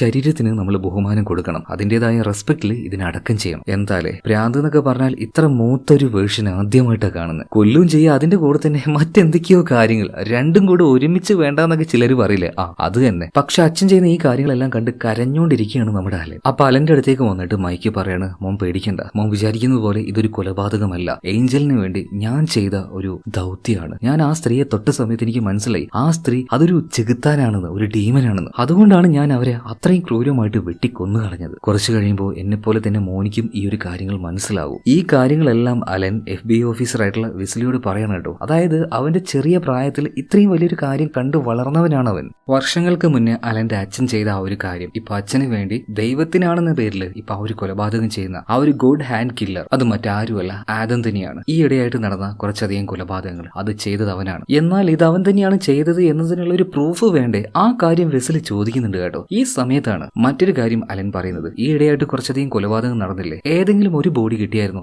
ഒരെണ്ണം കിട്ടിയായിരുന്നില്ലേ, വളരെ ക്രൂരമായിട്ട് വെട്ടി നുറുക്കിയ രീതിയിൽ. അതിൽ തന്നെ ഒരു ഞോട്ടും ഉണ്ടായിരുന്നില്ലേ, ഇത് ദൈവത്തിന് വേണ്ടിയിട്ടാണ് ഈ കൊലപാതകങ്ങൾ നടക്കുന്നത്, ഇനി ഒരു ബോഡി പോലും നിങ്ങൾക്ക് കിട്ടോ ഇല്ല എന്നുള്ള ഒരു ഞോട്ട് നിങ്ങൾക്ക് കിട്ടിയായിരുന്നല്ലോ. ഞാൻ ഇത്രയും നേരം പറഞ്ഞ കഥയിൽ വെച്ചിട്ട് സാറൊന്ന് ആലോചിച്ച് നോക്കിയേ, ആ ബോഡി മുഴുവൻ എവിടെയായിരിക്കും? പെട്ടെന്ന് തന്നെ വെസ്ലിക്ക് കാര്യം മനസ്സിലായി. അതായത് നിങ്ങളുടെ വീടിനടുത്തുള്ള ആ ഒരു റോസ് ഗാർഡൻ, യെസ്, അവിടെ തന്നെയാണ് അലന്റെ അനിയനായിട്ടുള്ള ആദം ഒരുപാട് പേരെ കൊന്ന് കുഴിച്ചു മൂടിയിരിക്കുന്നത്. പെട്ടെന്ന് തന്നെ അലനെയും കൂട്ടിയിട്ട് നമുക്ക് അങ്ങോട്ടേക്ക് പോകുന്ന പറഞ്ഞിട്ട് പുറത്തേക്ക് ഇറങ്ങുകയാണ്. അത്യാവശ്യം മഴ പെയ്യുന്നുണ്ടായിരുന്നു. എന്നാൽ പുറത്തേക്ക് ഇറങ്ങി കാറിലേക്ക് കയറാൻ നിൽക്കുമ്പോൾ തന്നെ വിലങ്ങെടുത്ത് അവന്റെ കയ്യിൽ കൊടുക്കുകയാണ്. ഇനി എങ്ങാനും ഇവൻ വല്ല അബദ്ധവും കാണിച്ചാലോ. സോ അലനോട് അവന്റെ കയ്യിൽ ആ ഒരു വിലങ്ങ് ഇടാൻ വേണ്ടി പറയാണ്. അങ്ങനെ ആ ഒരു മഴയത്ത് പോകുന്ന സമയത്ത് ഈ ഇൻസ്പെക്ടർ ആയിട്ടുള്ള വെസ്ലി അലനോട് ഒരു കാര്യം ചോദിക്കുന്നുണ്ട്. അതായത് നിന്റെ ബ്രദർ ആയിട്ടുള്ള ആദം നിന്നോടൊരു കാര്യം പറഞ്ഞായിരുന്നല്ലോ, മരിച്ചു കഴിഞ്ഞാൽ റോസ് ഗാർഡനിൽ തന്നെ അവന്റെ ആ ഒരു ബോഡി മറവ് ചെയ്യണമെന്ന്. അതിന്റെ പിന്നിലുള്ള കാര്യം എന്താണ്? ആ കഥ എന്നോട് പറയാന്ന് പറഞ്ഞ സമയത്ത് അലൻ അതിനുള്ള മറുപടി കൊടുക്കാതെ, സാറിന്റെ അമ്മയുടെ ആ ഒരു ഫോട്ടോ എപ്പോഴും ഇതിനെ കൂടെ കൊണ്ടു കിടക്കുന്നത്, സാറിന് അത്രക്ക് ഇഷ്ടമായിരുന്നു അമ്മേ. ഇതിങ്ങനെ വീണ്ടും വീണ്ടും അലൻ ചോദിച്ച സമയത്ത് വെസ്ലിക്ക് ഭയങ്കരമായിട്ട് ദേഷ്യം വന്നിട്ട് പറയണ, ടാ, നിന്റെ തന്തയെ പോലെ തന്നെയുള്ള ഒരു സൈക്കോ എന്റെ അമ്മയെ കൊന്നു കളഞ്ഞതാ. അതിനു മുന്നേ അവസാനമായിട്ട് അവരുടെ കൂടെ എടുത്ത ഫോട്ടോ ആണത്. ഭയങ്കര ഇമോഷണൽ ആയിട്ട് വെസ്ലി ആ ഒരു കാര്യം പറയുന്നുണ്ട്. ഇതേ നേരം തന്നെ അലൻ പറയാണ്, സോ ആ സൈക്കോ കില്ലറെ കണ്ടുപിടിക്കാനാണോ നിങ്ങൾ ഒരു പോലീസുകാരനായി മാറിയത്? എന്നാൽ ഈ കാര്യം ഇപ്പൊ സംസാരിക്കേണ്ട, നീ ആദ്യം നിന്റെ കഥ പറയുന്നു പറയണം. വീണ്ടും അലൻ അവന്റെ ആ ഒരു കഥ പറയാൻ തുടങ്ങുകയാണ്. ആദ്യത്തെ ആ ഒരു കൊലപാതകം, ആ ഒരു സ്ത്രീയെ കൊന്നതിനു ശേഷം അവന്റെ അച്ഛനായിട്ടുള്ള മൈക്ക് പിന്നീട് അധികം നാള് ഇതിനെക്കുറിച്ചൊന്നും പറഞ്ഞില്ല. കുറച്ച് ദിവസത്തേക്ക് ഒരു സമാധാനം ഉണ്ടായിരുന്നു. അപ്പൊ അലനും ഒരു ആശ്വാസമായി. അച്ഛന് അന്നത്തെ ആ ഒരു പ്രാന്തിൽ എന്തോ ചെയ്തതാണ്, ഇനി ചെയ്യില്ലായിരിക്കും എന്നുള്ള ഒരു ആശ്വാസമായി. അതുപോലെ തന്നെ ആ ഒരു റോസ് ഗാർഡൻ അവന് ഭയങ്കര ഇഷ്ടമായിരുന്നു അവസരം. എന്നാൽ ആ സ്ത്രീയെ കൊന്നു കുഴിച്ചു മൂടിയതിനു ശേഷം ആ ഗാർഡനിലൂടെ ഞാൻ പോയിട്ടില്ല സാറേ, ഞാൻ അതിന്റെ ചുറ്റും വളഞ്ഞു തിരിഞ്ഞാണ് പോവാറ്. അങ്ങനെ കുഴപ്പമില്ലാതെ കുറച്ച് ദിവസം കഴിഞ്ഞ് പിന്നൊരു ദിവസം ഞാൻ വീട്ടിലേക്ക് ചെന്നപ്പോൾ ചെന്നപ്പോൾ എന്നെ ഞെട്ടിക്കുന്ന ഒരു കാര്യം അച്ഛൻ വീണ്ടും പറഞ്ഞു. അതായത് ആ ഒരു ഏഞ്ചൽ കൊടുത്ത രണ്ടാമത്തെ ആള്, ആ ആളെ നമ്മൾ ഇന്ന് പിടിക്കാൻ വേണ്ടി പോവാണ്, കൊല്ലാൻ തന്നെ. എന്നാൽ അയാളെ പിടിക്കാനായിട്ട് എന്റെ സഹായം വേണമെന്ന് അച്ഛൻ എന്നോട് പറഞ്ഞപ്പോൾ ഞാൻ വല്ലാണ്ട് ഞെട്ടിപ്പോയി. അങ്ങനെ ഞാനും അച്ഛനും അതുപോലെ തന്നെ ആഡമും 3 പേരും കൂടി ഒരു സൂപ്പർ മാർക്കറ്റിലേക്ക് ചെല്ലുകയാണ്. അങ്ങോട്ടേക്ക് വന്ന വളരെ വൃദ്ധനായിട്ടുള്ള ഒരു മനുഷ്യൻ, അയാളെയാണ് അച്ഛൻ ഇത്തവണ കൊല്ലാൻ പോകുന്നത്. അപ്പൊ അയാളെ പിടിക്കാനായിട്ട് എന്റെ സഹായം ചോദിച്ചു. ആ സമയത്ത് ഞാൻ പറഞ്ഞു, അവിടെ കുറെ ക്യാമറ ഉണ്ട് അച്ഛാ, നമ്മളൊക്കെ ആ ഒരു ക്യാമറയിൽ പെട്ടുപോയില്ലെന്ന് പറഞ്ഞപ്പോൾ അവന്റെ അച്ഛൻ അവനോട് പറഞ്ഞ കാര്യം എന്താ വെച്ചാൽ, ഒരിക്കലുമില്ല, നമ്മൾ ഈ ചെയ്യുന്ന കാര്യം ദൈവത്തിന് വേണ്ടിയിട്ടാണ്, അതുകൊണ്ട്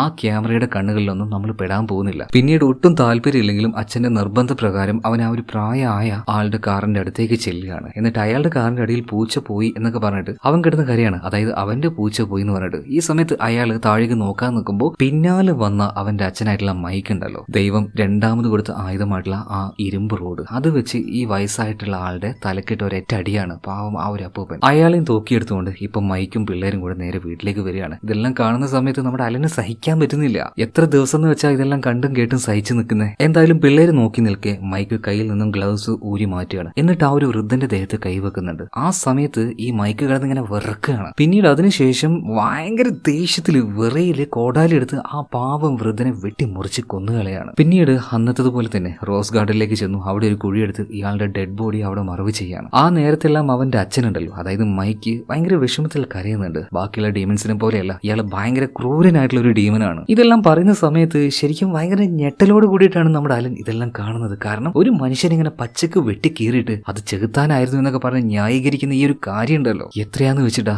എന്തായാലും കുഴിച്ചുമൂടി ഏകദേശം ആ ഒരു പരിപാടി തീരാനായപ്പോൾ മൈക്ക് അവിടുന്ന് പോവാണ്. ആ നേരത്ത് അലൻ ആദ്യത്തിനോട് പറഞ്ഞു, വാടാ നമുക്ക് ഇപ്പൊ തന്നെ ഇവിടുന്ന് രക്ഷപ്പെട്ടു പോവാം. ഇങ്ങനെ ഈ അച്ഛന്റെ ഈ ഭ്രാന്തിന് കൂട്ടു നിന്നാൽ നമ്മൾക്കും ഭ്രാന്ത, വാ നമുക്ക് ഇവിടുന്ന് പോവാന്നൊക്കെ പറയുന്ന സമയത്ത് ആദം പറയാണ്, ചേട്ടാ നിനക്കെന്താ മനസ്സിലാവാത്തത്, അച്ഛൻ പറയുന്ന സത്യമാണ്, ഇവരൊക്കെ ഡീമൻസ് ആണ്, നീ കാര്യങ്ങൾ മനസ്സിലാക്കണം എന്ന് പറഞ്ഞിട്ട് ആദം അവിടുന്ന് പോവാണ്. അങ്ങനെ പിറ്റേ ദിവസം രാവിലെ ആയപ്പോൾ വീണ്ടും നമ്മുടെ അലന്റെ അടുത്തേക്ക് മൈക്ക് വന്നിട്ട് പറയാണ്, മോനെ നിനക്ക് ഇപ്പോഴും കാര്യങ്ങൾ മനസ്സിലായിട്ടില്ല, അച്ഛൻ ചെയ്യുന്നതൊന്നും കൊലപാതകമല്ലടാ, അത് ആദ്യം നീ മനസ്സിലാക്കുക. ഇനി അച്ഛൻ പറയുന്ന ഒരു കാര്യവും നിനക്ക് വിശ്വാസമാവുന്നില്ലെങ്കിൽ നീ എന്റെ കൂടെ പുറത്തേക്ക് വാ. അതായത് അവരുടെ ഗാർഡനിൽ ഒരു വലിയ കുഴി, ദൈവത്തെ ഓർത്ത് നീ കുഴി എടുക്കാൻ തുടങ്ങുക, അപ്പൊ നിനക്ക് മനസ്സിലാവും ഞാൻ പറയുന്നതൊക്കെ സത്യമാണെന്ന്. എന്നാൽ ആ ഒരു കുഴി എടുക്കാനായിട്ട് ഇപ്പൊ നമ്മുടെ അലൻ സമ്മതിക്കുകയാണ്. അതായത് ഈ കുഴി അത് എത്ര ആഴത്തിൽ വേണമെങ്കിലും ഞാൻ തോണ്ടാം, പക്ഷേ ഈ പറയുന്ന കാര്യങ്ങൾ മുഴുവൻ അത് ഭ്രാന്താണ്, ഒരിക്കലും ഞാനത് വിശ്വസിക്കില്ല, അത് അച്ഛന് ഞാൻ തന്നെ ബോധ്യപ്പെടുത്തി തരാന്ന് പറഞ്ഞിട്ട് അച്ഛൻ പറഞ്ഞ ആ ഒരു കാര്യം അവിടെ വെച്ച് അവൻ ചെയ്യാണ്. നന്നായിട്ട് തന്നെ ഹാർഡ് വർക്ക് ചെയ്യുന്നുണ്ട്. ഈ കുഴി എടുത്താലും അച്ഛൻ പറയുന്ന കാര്യങ്ങൾ സത്യമാകാൻ പോകുന്നില്ല എന്ന് തെളിയിക്കാനാണ് വളരെ കഷ്ടപ്പെട്ട് അവൻ ആ ഒരു കുഴി തോണ്ടിക്കൊണ്ടിരിക്കുന്നത്. ഭയങ്കര ടയേർഡ് ആവുന്നുണ്ട്. അങ്ങനെ ആ ഒരു വലിയ കുഴി അവൻ എടുത്തുകൊണ്ടിരിക്കുകയാണ്. അന്നേ ദിവസം രാത്രി കൈയെല്ലാം ആകെ പൊട്ടിയിട്ടുണ്ട്. വൈകുന്നേരമായപ്പോൾ അച്ഛൻ വീട്ടിലേക്ക് വന്നു. മകൻ എല്ലാ കാര്യവും മനസ്സിലാക്കി, ഇത് ദൈവത്തിന്റെ ഭാഗത്തു നിന്നുള്ള കൽപ്പനയാണെന്ന് മനസ്സിലാക്കുക എന്നൊക്കെ വിചാരിച്ചപ്പോ അലൻ പറയുന്നത്, അച്ഛാ നിങ്ങൾ ഇപ്പോഴും ചെയ്യുന്നത് കൊലപാതകമാണ്, ഇത് ഭ്രാന്താണ് എന്നാണ് അവൻ പറയുന്നത്. അതായത് അവൻ ഈ പറയുന്ന കാര്യങ്ങളൊന്നും വിശ്വസിക്കുന്നേ ഇല്ല. അപ്പൊ വീണ്ടും ആ ഒരു കുഴി തോണ്ടാൻ വേണ്ടി അച്ഛൻ പറയുന്നുണ്ട്. അങ്ങനെ 5 ദിവസം നമ്മുടെ അലൻ ആ ഒരു കുഴി തോണ്ടി. എന്നിട്ടും അച്ഛൻ പറയുന്ന ആ ഒരു കാര്യം അവൻ വിശ്വസിച്ചിട്ടേ ഇല്ല, അച്ഛന് ഭ്രാന്താണ്. അല്ലാതെ നിങ്ങളൊന്ന് ആലോചിച്ച് നോക്കി, ദൈവം വന്ന് പറഞ്ഞു പോലും ഇത്രയും ആൾക്കാരെ കൊല്ലാനായിട്ട്. കുഴി എടുത്തു കഴിഞ്ഞാൽ അച്ഛൻ പറയുന്ന കാര്യങ്ങളൊക്കെ വിശ്വസിക്കാൻ പറ്റുമെന്ന് പറഞ്ഞിട്ട് സത്യം പറഞ്ഞാൽ ഇയാൾ അവനെ കൊണ്ട് പണിയെടുപ്പിക്കുകയായിരുന്നു. എന്തിനാണെന്നല്ലേ, ആ വലിയ കുഴി എടുത്തു കഴിഞ്ഞപ്പോൾ അവന്റെ അച്ഛൻ പറയണേ, എന്തായാലും നമ്മൾ ഇനിയും ഒരുപാട് കൊലപാതകങ്ങൾ ചെയ്യണം, പക്ഷെ അതിനൊരു മറയൊക്കെ വേണം, ഒരു ബേസ്മെന്റ് ആവശ്യമാണ്. സോ ആ ഒരു കുഴിയുടെ ഉള്ളിലായിട്ട് ഇവരൊരു ബേസ്മെന്റ് ഉണ്ടാക്കാൻ വേണ്ടി പോവാണ് കേട്ടോ. അങ്ങനെ ഇവരെല്ലാവരും കൊണ്ട് മരത്തിന്റെ ഒരു ബേസ്മെന്റ്, അതായത് ചെറിയൊരു ഷെഡ് പോലൊരു കാര്യം ഉണ്ടാക്കി ആ കുഴിയിലേക്ക് അത് ഇറക്കി വെക്കുകയാണ്. ഇനി ഇതിന്റെ ഉള്ളിൽ വെച്ചാണ് ഇവരുടെ പരിപാടിയൊക്കെ. ആ ചെക്കനെ കൊണ്ട് അത്രയും വലിയ കുഴി കയറിപ്പിച്ചത് അപ്പൊ അതിനായിരുന്നല്ലേ. എന്തായാലും 3ാമത്തെ ആളെയും ഇപ്പോ മൈക്ക് അങ്ങോട്ടേക്ക് കൊണ്ടുവന്നിരിക്കുകയാണ്. എന്നിട്ട് ആ കോടാലി നമ്മുടെ അലന്റെ കയ്യിൽ കൊടുത്തിട്ട് പറയാണ്, ഇത്തവണ കൊലപാതകം ചെയ്യേണ്ടത് നീയാണ്. പിന്നീട് അവന്റെ കയ്യിലേക്ക് ആ കോടാലി വെച്ചു കൊടുക്കുന്നുണ്ട്. എന്നാൽ ഇത്തവണ ക്ഷമിച്ചുകൊണ്ടിരിക്കാൻ അലന് പറ്റിയില്ല കേട്ടോ. അവൻ ആ ഒരു കോടാലിയും താഴിട്ടോ ഒരൊറ്റ ഓട്ടാണ് നേരെ ഓടിച്ചെന്നത് ആ നാട്ടിലെ തന്നെ പോലീസ് സ്റ്റേഷനിലേക്കായിരുന്നു. അവിടെ എത്തി കാര്യങ്ങൾ മുഴുവൻ പറയാണ്. എന്നാൽ പോലീസുകാരനെ ഈ കാര്യം വിശ്വസിക്കാൻ പറ്റുന്നേ ഇല്ല. ഒരു ചെറിയ ചെറുക്കൻ വന്നിട്ട് അവന്റെ അച്ഛൻ ഇതുപോലെ കൊലപാതകിയാണ്, 3 പേരെ കൊന്നു എന്നൊക്കെ പറഞ്ഞാല് എങ്ങനെയാണ് ഒരു പോലീസുകാരൻ വിശ്വസിക്കുക? തെളിവ് വേണ്ടേ? ഒരു പ്രായപൂർത്തിയായ ആള് അല്ലെങ്കിൽ പക്വത വന്ന ആള് പറയുന്നതാണെങ്കിൽ പിന്നെയും പോലീസുകാർക്ക് വിശ്വസിക്കാൻ പറ്റും. എന്നാലും നമ്മുടെ അലന്റെ ആ ഒരു നിർബന്ധ പ്രകാരം ആ പോലീസുകാരൻ നേരെ വീട്ടിലേക്ക് വരികയാണ്. എന്നിട്ട് കാര്യങ്ങളൊക്കെ മൈക്കിനോട് ചോദിക്കുമ്പോൾ ഇപ്പൊ മൈക്ക് പറയണേ, എന്റെ പൊന്നു സാറേ, ഇന്ന് അവൻ നല്ലൊരു കുരുത്തക്കേട് കാണിച്ചു, ഞാനൊരു പണിഷ്മെന്റും കൊടുത്തു. അതിന്റെ ആ ഒരു ദേഷ്യത്തിൽ പിള്ളേര് വന്നിട്ട് എന്തെങ്കിലുമൊക്കെ പറഞ്ഞാൽ സാർ എന്തിനാണ് അതൊക്കെ വിശ്വസിച്ച് ഇങ്ങോട്ടേക്ക് വരാൻ നിൽക്കുന്നത്? അപ്പൊ ആ ഒരു പോലീസുകാരനും പറഞ്ഞു, ശരിയാണ്, എനിക്ക് അപ്പോഴേ തോന്നിയായിരുന്നു ചെറുക്കൻ എന്തോ ഒരു കുരുത്തക്കേട് കളിച്ചിട്ട് വരുന്ന വരുത്താണെന്ന്. എന്നാൽ അപ്പോഴും നിർബന്ധിച്ച് അലൻ ഒരു കാര്യം പറയുന്നുണ്ട്, സാറേ പ്ലീസ് ദയവ് ചെയ്ത് ആ ഒരു ബേസ്മെന്റിലേക്ക് വാ, അവിടെ ഉണ്ടാവും കാര്യങ്ങൾ, അവിടുത്തെ കാര്യങ്ങൾ നേരിട്ട് കണ്ട് ബോധിച്ചാൽ സാറിന് മനസ്സിലാവുമല്ലോ. അങ്ങനെ ആ ഒരു പോലീസുകാരനെയും കൂട്ടി ബേസ്മെന്റിലേക്കും ചെല്ലുകയാണ്. എന്നാൽ അച്ഛൻ ഇത്തവണ കൊണ്ടുവന്ന ആളെയും അവിടെ കാണാനില്ല, സംശയാസ്പദമായിട്ട് ഒന്നും തന്നെ കാണാനില്ല. ഇപ്പൊ ഈ പോലീസുകാരന് ഭയങ്കരമായിട്ട് ദേഷ്യം വരുന്നുണ്ട്, അലനെ ചീത്ത ചീത്ത പറയാണ്, ഇനി എങ്ങാനും വെറുതെ എന്നെ മെനക്കെടുത്താൻ നിന്നാണ്ടല്ലോ അടിച്ച് ഞാൻ ഓടിപ്പിക്കും, ഇനി ആ പോലീസ് സ്റ്റേഷന്റെ ഭാഗത്തേക്ക് നീ വന്നാൽ. ഇതും പറഞ്ഞ് പോലീസുകാരനെ അവിടുന്ന് പോകാൻ നൽകുമ്പോൾ പെട്ടെന്ന് തന്നെ അലൻ മറ്റൊരു കാര്യം പറയണം, സാറേ ഇതൊന്നുമല്ല, സാറ് വരുന്നുണ്ട് എന്ന് അറിഞ്ഞിട്ട് എന്റെ അച്ഛൻ തന്നെ ഇതെല്ലാം ഒളിപ്പിച്ചു വെച്ചാണ്. പക്ഷെ അച്ഛൻ ഒളിപ്പിക്കാൻ പറ്റാത്ത മറ്റൊരു കാര്യമുണ്ട്, ദാ ആ കാണുന്ന റോസ് ഗാർഡൻ ഉണ്ടല്ലോ, രണ്ടുപേരെ കൊന്ന് അവിടെ കുഴിച്ചിട്ടുണ്ട്, അത് ഞാൻ കാണിച്ചു തരാന്ന് പറയാണ്. ഇത് കേട്ടപ്പോൾ പോലീസുകാരൻ ഒന്ന് ഞെട്ടാണ്. വാ നമുക്ക് പോയി നോക്കാന്ന് പറഞ്ഞിട്ട് പോവാൻ നിൽക്കുമ്പോൾ പോലീസുകാരന്റെ തലയിൽ ഒരു കോടാലി വന്ന് കയറുകയാണ്. മറ്റാരുമല്ല, അലന്റെ അച്ഛനായിട്ടുള്ള മൈക്ക് തന്നെ. കാരണം റോസ് ഗാർഡനിൽ പോയിട്ടുണ്ടെങ്കിൽ ഡെഡ് ബോഡി കിട്ടും, ഇവര് കൈയോടെ പിടിക്കപ്പെടും. അതിനു മുന്നേ തന്നെ പോലീസുകാരനെ കൊല്ലുകയാണ്. എന്നിട്ട് എപ്പോഴത്തെയും പോലെ ആ പോലീസുകാരനെയും അവിടെ കൊണ്ടുപോയിട്ട് കുഴിച്ചു മൂടുകയാണ്. എന്നാൽ ഇത്തവണ കുഴിച്ചു മൂടുമ്പോൾ മൈക്ക് വല്ലാണ്ട് കിടന്ന് കരയാണ്, എടാ നീ എന്നെ കൊണ്ടൊരു കൊലപാതകം ചെയ്യിപ്പിച്ചില്ലടാ. എന്നാൽ ആ സമയത്ത് അലൻ പറയുന്നത്, അച്ഛൻ ഇപ്പോഴല്ല കൊലപാതകം ചെയ്തത്, ഇതിന് മുന്നേയും കൊലപാതകം ചെയ്തു. എന്നാൽ മൈക്ക് പറയുന്നത്, എടാ അതൊന്നും കൊലപാതകമല്ല, ദൈവം പറഞ്ഞിട്ട് ഞാൻ ചെയ്യുന്ന കാര്യങ്ങളാണ്, നീ എന്താ മനസ്സിലാക്കുന്നത്. എന്നാൽ മൈക്ക് പറയുന്ന ഈ ഭ്രാന്തമായ കാര്യങ്ങൾ അലൻ വിശ്വസിക്കുന്നേ ഇല്ല. ഇതിൽ ദേഷ്യം വന്ന മൈക്ക് കോടാലി എടുത്ത് അവനെ വെട്ടാൻ നിൽക്കുന്ന സമയത്ത് പെട്ടെന്ന് ആദം വന്നിട്ടാണ് അച്ഛനെ തടുക്കുന്നത്. എന്തായാലും കോടാലി താഴെയിട്ട് ഇപ്പൊ മൈക്ക് അവിടുന്ന് പോകണം. ഇതേ നേരം ആദത്തിനോട് അലൻ വീണ്ടും പറയണം, ആദം വാ നമുക്ക് പോവാടെ ഇവിടുന്ന്, നമുക്ക് രക്ഷപ്പെടാതെ ഇവിടുന്ന്. അതായത് അലൻ വിചാരിച്ചാൽ അവന് വേണമെങ്കിൽ ഒറ്റയ്ക്ക് ഇവിടുന്ന് ഓടിപ്പോവാം, പക്ഷെ അനിയൻ ഉള്ളത് കൊണ്ട് അവൻ ഒറ്റയ്ക്കാക്കി പോവാൻ കഴിയുന്നില്ല. ആദം ഉള്ളത് കൊണ്ട് മാത്രമാണ് അലൻ അത്രയും ദിവസം അവിടെ പിടിച്ചു നിന്നത് തന്നെ. ഈ സമയത്ത് വീണ്ടും മൈക്ക് അങ്ങോട്ടേക്ക് വരികയാണ്. അലനോട് എന്തോ ഒന്ന് പറയാണ്ടെന്ന് പറഞ്ഞിട്ട് അവനെയും കൂട്ടി നേരെ ബേസ്മെന്റിലേക്ക് ചെല്ലുകയാണ്. എന്നിട്ട് അവിടെ എത്തിയിട്ട് പറയാണ്, മോനെ ഏഞ്ചല് പലതവണ പല കാര്യങ്ങൾ എന്നോട് പറഞ്ഞിട്ടുണ്ട്, അതിലൊരു കാര്യം മാത്രം എനിക്ക് വിശ്വസിക്കാൻ പറ്റിയില്ല, അതെന്താണെന്ന് നിനക്കറിയോ, ഭാവിയിൽ നീയും ഒരു ഡീമനായി മാറാൻ പോവാണ്. ഇത് കേട്ടപ്പോ അലൻ ഞെട്ടിപ്പോവാണ്. ഇത്രയും ദിവസം ചുറ്റുപാടുണ്ടായിരുന്ന ആൾക്കാരെയായിരുന്നു ഡീമനായിട്ട് അച്ഛൻ കണ്ടിരുന്നത്, ഇപ്പൊ സ്വന്തം മോനെ തന്നെ ഒരു ഡീമനായിട്ട് കാണുകയാണ്. അതിനർത്ഥം എന്താണ്, അധികം വൈകാതെ ചിലപ്പോ സ്വന്തം അച്ഛൻ മൈക്ക് തന്നെ അലനെ കൊന്നേക്കാം. എന്നാൽ അലനോട് മൈക്ക് ഒരു കാര്യം പറയാണ്, ഒരിക്കലും നിന്നൊരു ഡീമനാക്കാൻ വേണ്ടി എനിക്ക് കഴിയില്ല, നീ ഞങ്ങളുടെ ഭാഗത്തേക്ക് വരണം, ഞങ്ങളെപ്പോലെ ആവണം, ദൈവത്തിൽ വിശ്വസിക്കണം, ദൈവം പറയുന്ന കാര്യങ്ങൾ മനസ്സിലാക്കണം, അതുകൊണ്ട് ആ കാര്യങ്ങൾ മനസ്സിലാക്കുന്നത് വരെ നീ ഒരു ബേസ്മെന്റിൽ തന്നെ കിടക്കുന്നു പറഞ്ഞിട്ട് അവൻ അതിന്റെ ഉള്ളിലാക്കിയിട്ട് ലോക്ക് ചെയ്തിട്ട് മൈക്ക് അവിടുന്ന് പോവാണ്. പിന്നീട് ആവശ്യത്തിന് മാത്രം വെള്ളം അവന് കൊടുക്കായിരുന്നല്ലോ. ഇതും കൊണ്ടേ കൊടുക്കാൻ പോകുന്നത്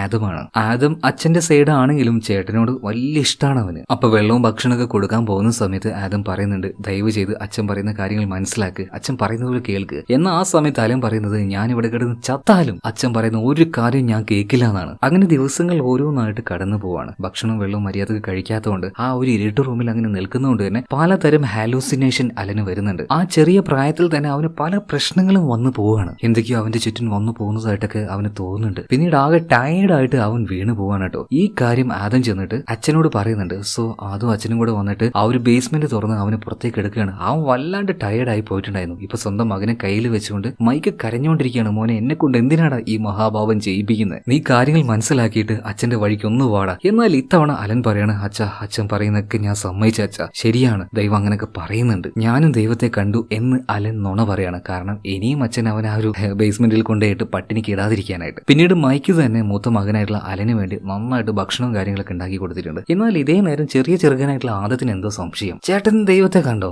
ദൈവം എന്താ പറഞ്ഞത്, മാലാഖ് എന്താ പറഞ്ഞത്, ഞാൻ ഡീമൺസിനെ കണ്ടിട്ടുണ്ടെങ്കിലും ചേട്ടൻ പറഞ്ഞതുപോലെ മാലാഖയെ കണ്ടിട്ടില്ല. ഇതേ നേരത്ത് മൈക്ക് ആദത്തിനോട് പറയണം, മോൻ മിണ്ടാതിരിക്കും, ചേട്ടൻ ഭക്ഷണം കഴിക്കട്ടെ, എല്ലാം അതിന്റേതായ സമയമാകുമ്പോൾ നിനക്കും കാണാൻ കഴിയുമെന്ന് പറയണം. പിന്നീട് മൈക്ക് ഒരു കാര്യം പറയുന്നുണ്ട്, ചേട്ടൻ നന്നായിട്ട് ഭക്ഷണം കഴിക്കട്ടെ, എന്നാലല്ലേ ഇന്ന് രാത്രി ചെയ്യാൻ പോകുന്ന കാര്യം നല്ല ഉഷാറിൽ ചെയ്യാൻ പറ്റുള്ളൂ. ഇത് കേട്ടപ്പോൾ അലൻ വീണ്ടും ഞെട്ടുകയാണ്. അതായത് അച്ഛൻ അടുത്ത കൊലപാതകം ചെയ്യാൻ വേണ്ടി പോവാണ്. ഇത് എന്തൊരു മനുഷ്യനാണ്. സത്യം പറഞ്ഞാൽ ഇതിന്റെ പിന്നിൽ നടക്കുന്നത് എന്താണ്, എല്ലാത്തിനും വ്യക്തമായ ഒരു ഉത്തരം സിനിമയുടെ അവസാനം നിങ്ങൾക്ക് കിട്ടും കേട്ടോ. ആ രാത്രിയിൽ വീണ്ടും അവരിറങ്ങാണ് മൂന്നാമത്തെ ആളെ തേടിയിട്ട്. അയാൾക്കും ഒരു വർക്ക്ഷോപ്പ് ആയിരുന്നു. അപ്പൊ അങ്ങോട്ടേക്ക് ചെന്നിട്ട് കാറിന്റെ ടയർ പഞ്ചറായെന്ന് പറഞ്ഞിട്ട് അയാൾ ജോലി ചെയ്യാൻ നിൽക്കുമ്പോൾ അയാളുടെ പിന്നിലൂടെ വന്ന് ആ ഇരുമ്പിന്റെ റോഡ് വെച്ച് ഇയാളുടെ തലക്കിട്ടടിക്കുകയാണ്. അയാളുടെ ബോധം പോയി. പിന്നീട് ആ മനുഷ്യനെയും തൂക്കിയെടുത്തുകൊണ്ട് ഇവരുടെ ബേസ്മെന്റിലേക്ക് കൊണ്ടുവന്ന് അയാളെ കെട്ടിയിട്ട് അയാളുടെ ദേഹത്ത് തുടങ്ങുന്ന സമയത്ത് വീണ്ടും മൈക്കിന്റെ അച്ഛൻ കിടന്ന് വിറക്കാൻ തുടങ്ങുകയാണ്. അതായത് അയാൾ ഡീമൻ ആണെന്നുള്ള കാര്യം ആ ഒരു ടച്ചിലൂടെ അയാൾ മനസ്സിലാക്കുകയാണ്. പിന്നീട് ആ ഒരു കോടാലി അലന്റെ കയ്യിൽ കൊടുക്കുകയാണ്. ഇയാളെ കൊല്ലാൻ പോകുന്നത് അലനാണ്. അലനോട് അയാളെ വെട്ടി നുറുക്കാൻ വേണ്ടി പറയുന്നുണ്ട്. അലൻ ആ ഒരു കോടാലി എടുക്കുകയാണ്.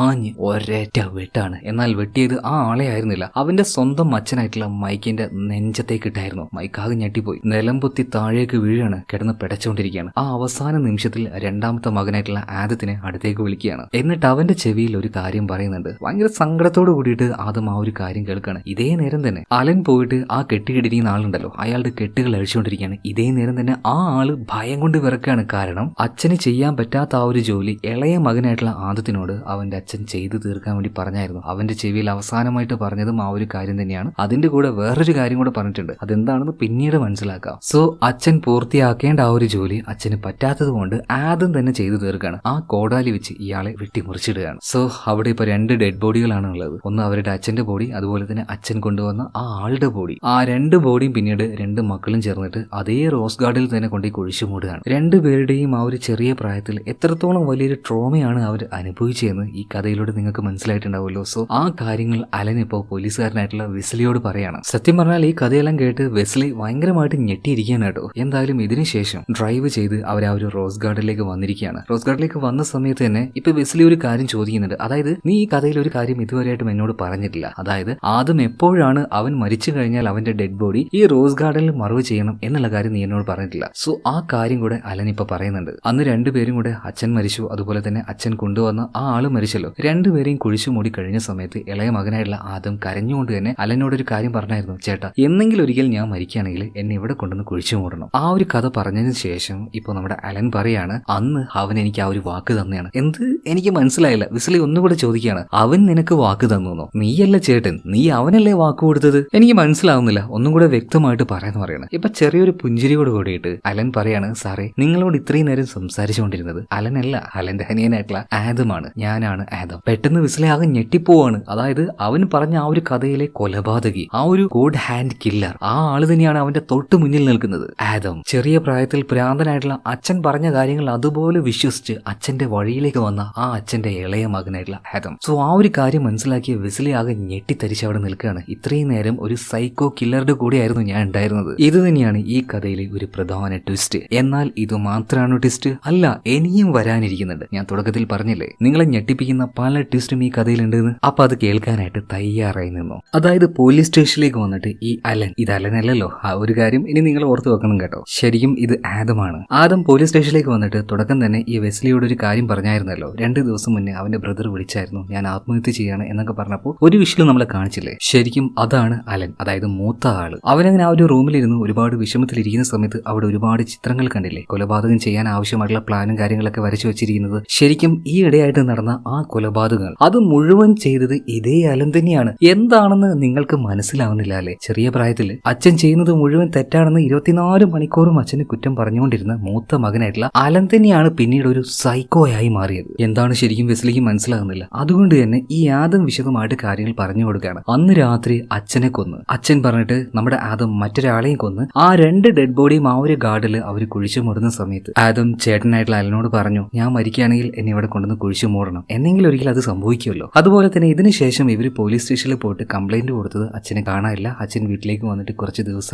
അതൊരു മിസ്സിംഗ് കേസ് ആയിട്ട് പോലീസുകാർ പിന്നീട് അതിനെ ക്ലോസ് ചെയ്യുകയും ചെയ്തു. പിന്നീട് ഈ 2 പിള്ളേരെയും അലനെയും അതുപോലെ തന്നെ ആദ്യത്തിനെയും വേറെ വേറെ ഓർഫനേജിലേക്കാണ് വിട്ടത്. പിന്നീട് ഈ 2 ആൾക്കാർ 2 സ്ഥലത്ത് വെച്ച് വളർന്നത് വ്യത്യസ്ത രീതിയിലായിരുന്നു. ആദം അവന്റെ അച്ഛൻ എന്താണോ പറഞ്ഞത് അതുപോലെ തന്നെയാണ് ജീവിച്ചത്. ഒരാളെ പോലും അനാവശ്യമായിട്ട് കൊല്ലാൻ പോവാതെ ഇനി എങ്ങാനും ഏഞ്ചല് വന്ന് വല്ല പേരും പറഞ്ഞാൽ അന്ന് മാത്രമേ ഞാൻ ഒരാളെ കൊല്ലൂ എന്നുള്ള ആ ഒരു രീതിയിലാണ് ആദം വളർന്നതെങ്കിൽ അലന്റെ സിറ്റുവേഷൻ വളരെയധികം മോശമായിരുന്നു. കാരണം അവന്റെ ചെറുപ്പത്തിലുണ്ടായിരുന്ന ആ ഒരു ട്രോമ മെന്റലി അവനെ വല്ലാണ്ട് ബാധിച്ചിട്ടുണ്ടായിരുന്നു. സോ അവന്റെ മാനസികാവസ്ഥ വളരും തോറും മാറി മാറി വന്നു. പിന്നീട് അവനൊരു സീരിയൽ കില്ലറായിട്ട് മാറുകയാണ് ഉണ്ടായിരുന്നത്. അതായത് ഈ FBI ഏജന്റ് ഈ വെസ്ലി ഉണ്ടല്ലോ, ഇയാൾ തേടിക്കൊണ്ടിരിക്കുന്ന യഥാർത്ഥ കൊലപാതകി അത് ശരിക്കും ഈ ആദത്തിന്റെ ചേട്ടനായിട്ടുള്ള അലനാണ്. ഇപ്പൊ 2 ട്വിസ്റ്റ് ആയേ. ഇനി അടുത്തത് വേറൊന്നുകൂടെ വരാനിരിക്കുന്നുണ്ട്. അതായത് അന്ന് മരിക്കാൻ നേരത്ത് ആദത്തിന്റെ ചെവിയിൽ അവന്റെ അച്ഛൻ ഒരു കാര്യം പറഞ്ഞായിരുന്നു. അതെന്താണ്? അതായത് ഏഞ്ചൽസ് വഴി ഇവരുടെ അച്ഛനുണ്ടല്ലോ മൈക്കിന് നേരത്തെ ഒരു കാര്യം മനസ്സിലായി. അതായത് വളരുന്ന സമയത്ത് അലൻ ഒരു ഡീമണായിട്ട് അല്ലെങ്കിൽ ഒരു പിശാചായിട്ട് മാറുന്നു. അങ്ങനെ ഒരു അവസ്ഥ വന്നു കഴിഞ്ഞാൽ അവനെ കൊല്ലേണ്ട ചുമതലയും അത് നിനക്കാണ് എന്ന് മരിക്കുന്നതിന് മുന്നേ ആദത്തിന്റെ ചെവിയിൽ അവന്റെ അച്ഛൻ പറഞ്ഞായിരുന്നു. അതുപോലെ തന്നെ മൈക്ക് പറഞ്ഞതുപോലെ തന്നെ അതൊരു കോയിൻസിഡൻസ് ആണോ അല്ലെങ്കിൽ അത് നേരത്തെ മൈക്കിന് മനസ്സിലാക്കാൻ പറ്റിയതാണോ എന്നൊന്നും അറിയില്ല.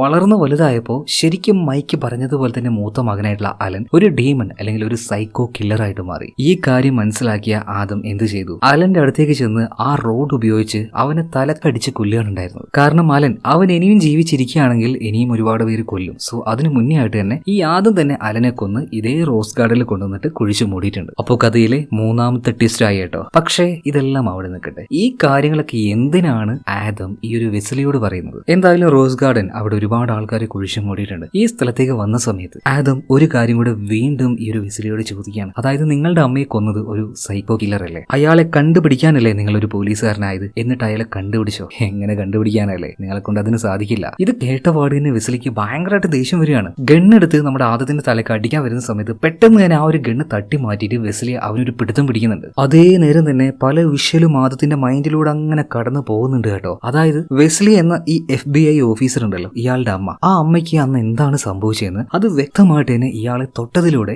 ആദത്തിന് കാണാൻ കഴിഞ്ഞു. അതായത് ആ ഒരു സ്ത്രീ അത്യാവശ്യം സമ്പത്തും കാര്യങ്ങളും സ്ത്രീയാണ്. ആ സ്ത്രീയുടെ കയ്യിൽ നിന്നും സ്വന്തം അമ്മയുടെ കയ്യിൽ നിന്നും സ്വത്ത് കിട്ടാൻ വേണ്ടി മറ്റാരുമല്ല ആ ഒരു സ്ത്രീയെ കൊന്നത് സ്വന്തം മകനായിട്ടുള്ള ഈ FBI ഓഫീസറായിട്ടുള്ള ഈ വെസ്ലി തന്നെയാണ്. എങ്ങനെയാണ് ഈ കാര്യം നമ്മുടെ ഈ ഒരു ആദത്തിന് മനസ്സിലായത്? അയാളെ തൊട്ടപ്പോൾ തന്നെ ആ കാര്യം അവന് മനസ്സിലായി. അതിനർത്ഥം എന്താണ്? ഇത്രയും നേരം നമ്മൾ വിചാരിച്ചുകൊണ്ടിരുന്നത് ഈ രണ്ട് പയ്യന്മാര് അലൻ, ആദം, ഇവരുടെ അച്ഛനായിട്ടുള്ള മൈക്ക് ഒരു ഭ്രാന്തനാണെന്നാണ്. എന്നാൽ അയാൾ ഭ്രാന്തനായിരുന്നില്ല. അയാൾക്ക് വന്നിരുന്നത് ശരിക്കും ഏഞ്ചൽസിന്റെ ഭാഗത്തു നിന്നുള്ള ഒരു മെസ്സേജ് തന്നെയായിരുന്നു. ഓരോ ആളെ തൊടുമ്പോഴും അവര് ചെയ്ത പാപങ്ങൾ അത് മനസ്സിലാക്കാനുള്ള കഴിവ് മൈക്കിനുണ്ടായിരുന്നു. ആ കഴിവ് ഇപ്പോ അയാളുടെ ഇളയ മകനായിട്ടുള്ള ആദത്തിന് കിട്ടി. അതുപോലെ തന്നെ ആദത്തിന് ഏഞ്ചൽസ് കൊടുത്ത ഒരു ഡീമന്റെ ലിസ്റ്റ് ഉണ്ട്. ആ ലിസ്റ്റിൽപ്പെട്ട ആളാണ് ഈ FBI ഏജന്റ് ആയിട്ടുള്ള അല്ലെങ്കിൽ ഓഫീസർ ആയിട്ടുള്ള ഈ വെസ്ലി. സ്വന്തം അമ്മയെ തന്നെ സ്വത്തിന്റെ പേരിൽ കൊന്ന ഇവൻ ഒരു ഡീമനല്ലേ, ഒരു ചെകുത്താനല്ലേ? അപ്പൊ തന്നെ അവിടെ ഉണ്ടാക്കിയ ഒരു കുഴിയിലേക്ക് അടിച്ചു മൂടി ഇടുകയാണ് ഈ ഒരു വെസ്ലിയെ. ആ നേരത്ത് വെസ്ലി പറയുന്നുണ്ട്, നീ എന്നെ കൊന്നിട്ട് രക്ഷപ്പെടാന്ന് വിചാരിക്കണ്ട, ഞാനൊരു FBI ഓഫീസറാണ്, എന്നെ കൊന്ന് നിനക്ക് രക്ഷപ്പെടാൻ പറ്റുമെന്ന് തോന്നുന്നുണ്ടോ? നീ സ്റ്റേഷനിലേക്ക് വന്നില്ലേ, അവിടുന്ന് തിരിച്ചു വന്നില്ലേ, അതെല്ലാം അടുത്ത് ആ ഒരു CCTV ക്യാമറയിൽ പതിഞ്ഞിട്ടുണ്ടാവും. ഒരിക്കലും നിനക്ക് രക്ഷപ്പെടാൻ പറ്റില്ല, എന്നെ വിളിച്ച് കൊല്ലാൻ നിൽക്കണ്ട കേട്ടാ.